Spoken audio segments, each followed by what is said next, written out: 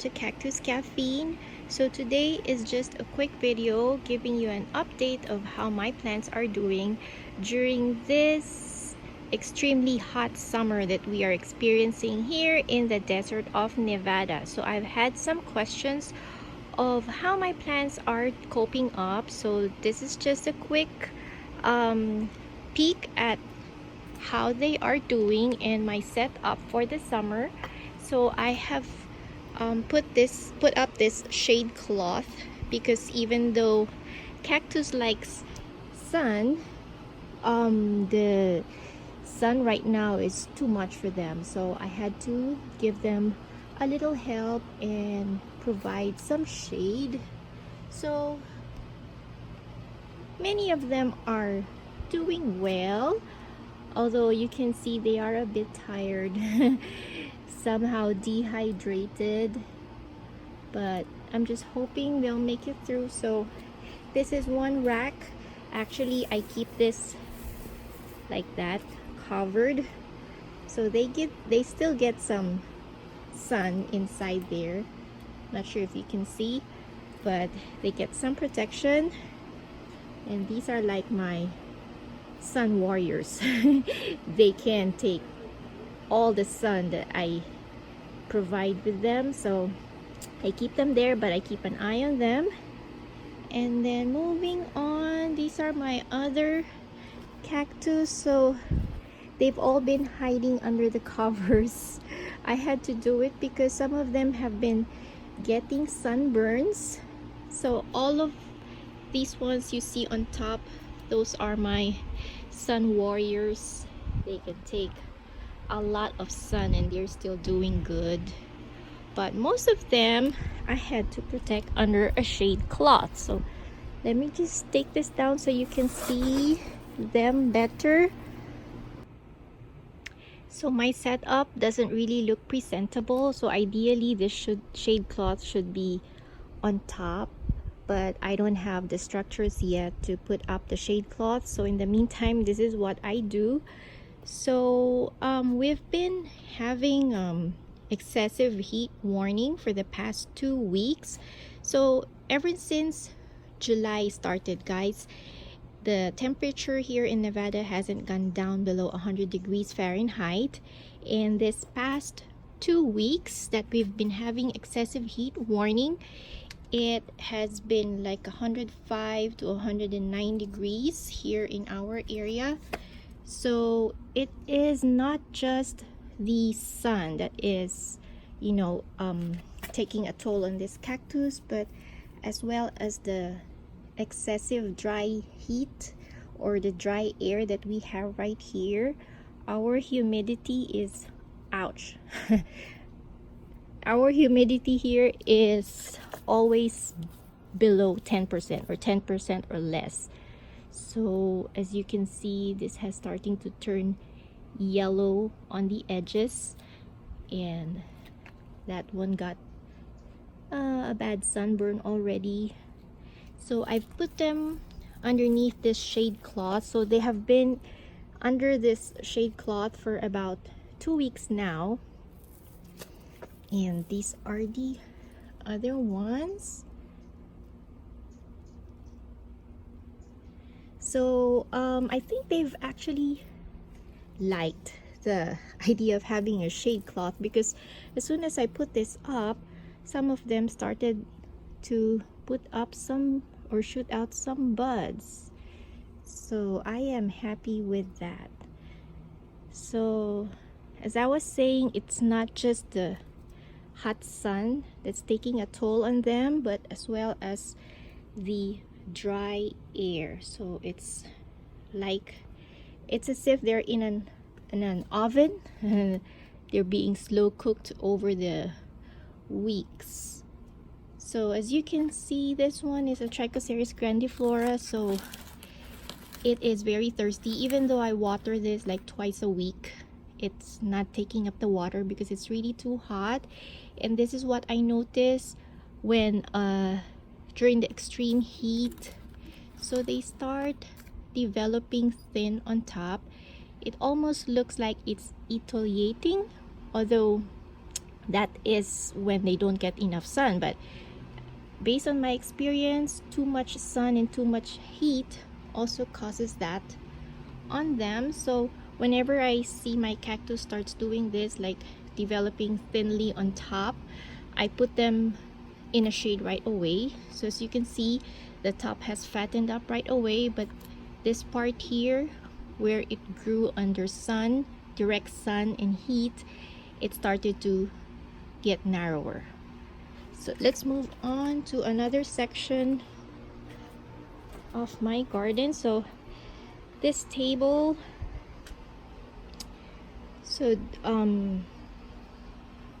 this table gets direct morning sun, like on the left part here, but in the afternoon the sun moves around to that direction, so I had to put up that shade cloth so it gives some sort of like a dappled light effect in this area.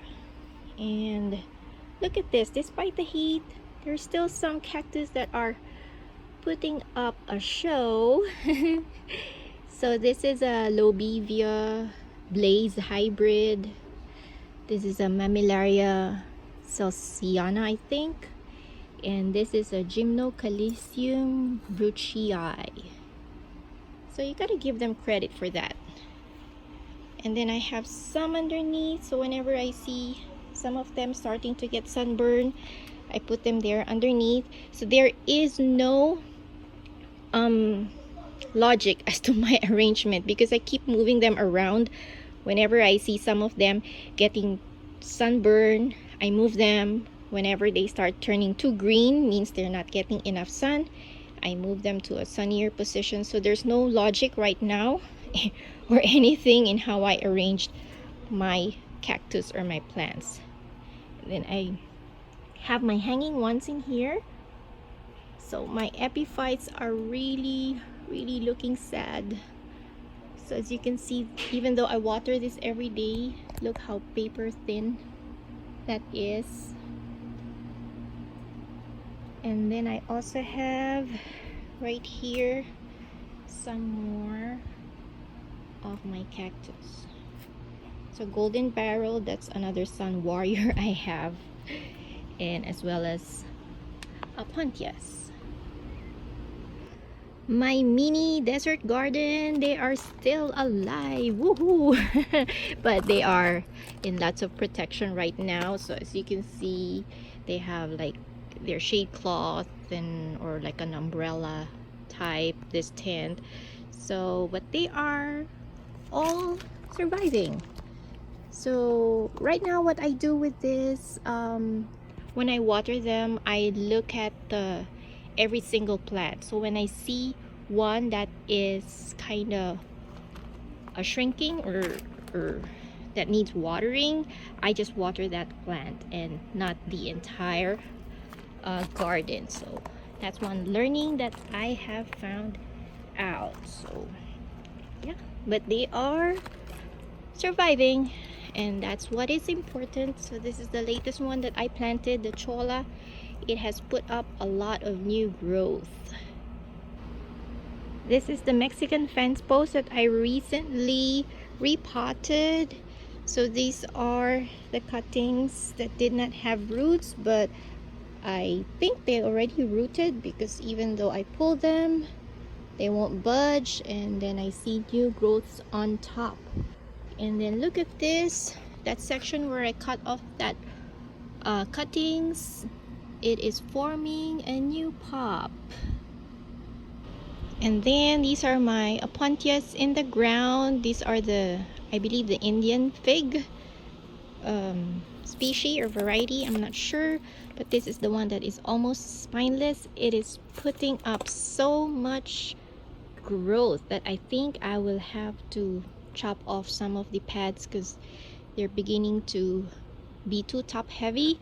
So as you can see, the new growth that shoot out in spring, it has developed another growth on top, and there's some more there. See all the new growth shooting on the top. So I might have to trim my aponthias. And then I have my Cactus lattispinus here. This is again one cactus that is very hardy in the sun. I mean, it did get a little sunburn a few months ago, but it is doing well considering that it's under full sun in this section and it's planted in the ground. And these are my plants that are in the ICU. They got too much sun or too much heat.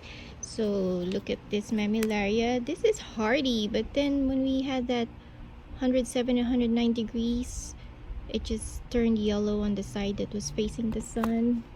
And then look at this one. This is an oroya. Should look like that, but take a look at what happened on the other side. Oh, so it got sunburned. So half of the cactus got sunburned. So I only have half an oroya cactus right now. I don't know if this will still survive, but yeah, I only got half of it left. And this is my ripsalis. So this is protected under shade, so it doesn't get any sun at all, but still the very dry air that we have here, it sort of like cooked the leaves, so it turned brown. So I had to move this inside my kitchen. So it's been in my kitchen window for about, I'd say 3 weeks now, and ever since it has put up new growth. So I am happy. I'm sure this will recover. And then I just have a few lithops, but yeah, they said lithops like sun and heat, but I think they got too much sun and they got sunburn. And this is again one of the cactus. I said I noticed that if they get too much sun and heat, this is what happens. They tend to grow elongated on the top. So I am moving this in a shadier position and hopefully it will plump back up. And finally, this is my front porch. So this is where I keep my aloes and haworthias. So these guys get dappled afternoon sun because we have that pergola. So the sun shines through here at the hottest part of the afternoon.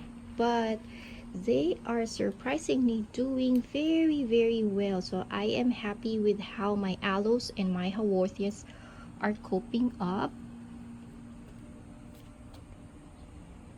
So as you can see, they, even though they're in a shadier position, they still get bright light. So Agasteria is also doing well there. And I have some more succulents in here. I am beginning to like, you know, these type of succulents, the one that don't get etiolated when they lack sun, because I can give them proper care in my house. And then over here, these are, what do you call that, like a leafy succulents. So although they're alive, it's too much work. So I try not to get too much of these types, because these guys, I have to bring them inside the house every now and then, so they stay outside for like 3 days, and then I put them back inside the house to plump back up, and then I put them out again to get some sunlight so they don't look so etiolated. So this is the succulent arrangement that I did. The red echeveria, it lost its red tips because it's not getting enough sun, but it did flower for me. I still have to clean it up and remove the flower, the withered flowers. And this one, so they're alive, but it's just too much work. So this is what happens. I think this is an echeveria, I'm not sure. It's supposed to get red tips when the sun hits it, but in my case it gets brown tips. So that is it for my summer update. I know I said it'll be quick, but I think it's a long video too. So if you made it this far, thank you so much, and I'll see you next time, guys. Bye and cheers.